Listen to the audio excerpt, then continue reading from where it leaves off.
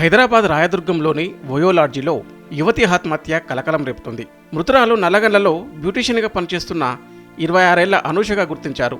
భర్తతో విభేదాల కారణంగా విడాకులు తీసుకుని ఈ మధ్యకాలంగా తల్లిదండ్రుల వద్దే ఉంటుంది. అయితే ఈ నెల 22వ తేదీన సాయంత్రం 6 గంటల సమయంలో స్నేహితుల వద్దకు వెళ్తున్నాను అని చెప్పి ఇంటి నుంచి బయటికి వెళ్ళింది అనూష. అయితే రాత్రి ఆలస్యమైనప్పటికీ ఇంటికి తిరిగి రాకపోవడంతో ఆమె కుటుంబ సభ్యులు అనూషకు ఫోన్ చేశారు.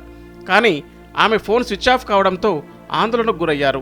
ఇదిలా ఉండగా రాయదుర్గంలోని ఓయో లాడ్జిలో ఒక మహిళ ఉరివేసుకుని ఆత్మహత్య చేసుకుందన్న సమాచారం లాడ్జి సిబ్బంది నుంచి పోలీసులకు చేరింది. వెంటనే ఘటనా స్థలానికి చేరుకున్న పోలీసులు ఆ మహిళ అనూష అని గుర్తించారు.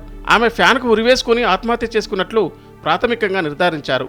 అయితే ఈ ఆత్మహత్యకు గల కారణాలు మాత్రం ఇంకా తెలియరాలేదు. అనూష మరణంపై అనుమానాలు వ్యక్తం చేస్తూ ఆమె కుటుంబ సభ్యులు పోలీసులకు ఫిర్యాదు చేశారు. అనూషను హత్య చేసి ఆత్మహత్యగా మలిచి ఉంటారని అనుమానిస్తున్నారు. ఈ మేరకు కేసు నమోదు చేసుకున్న రాయదుర్గం పోలీసులు దర్యాప్తు ప్రారంభించారు.